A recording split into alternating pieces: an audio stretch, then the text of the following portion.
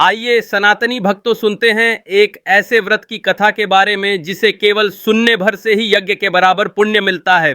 तो आइए सुनते हैं कामिका एकादशी व्रत कथा। बहुत समय पहले की बात है।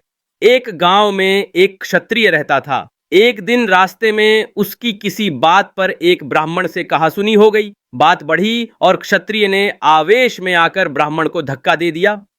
दुर्भाग्यवश ब्राह्मण गिरा और उसकी मृत्यु हो गई। घटना के कुछ ही समय बाद क्षत्रिय को अपने किए पर पछतावा हुआ।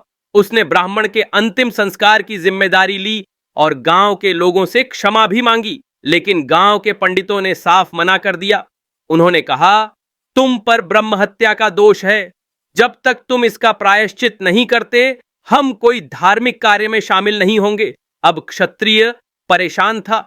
उसने बार बार विनती की कि उसे कोई उपाय बताया जाए जिससे वह इस पाप से मुक्त हो सके।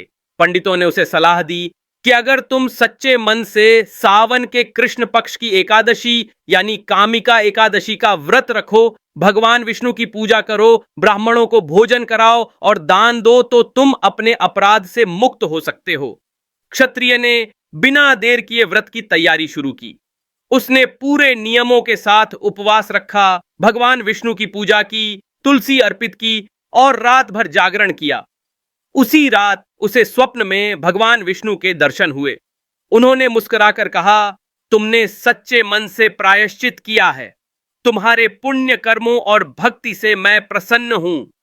अब तुम ब्रह्म हत्या के पाप से मुक्त हो चुके हो।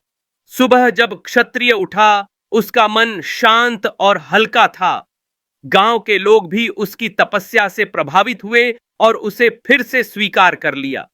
कहा जाता है कि उसी दिन से कामिका एकादशी का व्रत विशेष पुण्यदायी माना जाने लगा।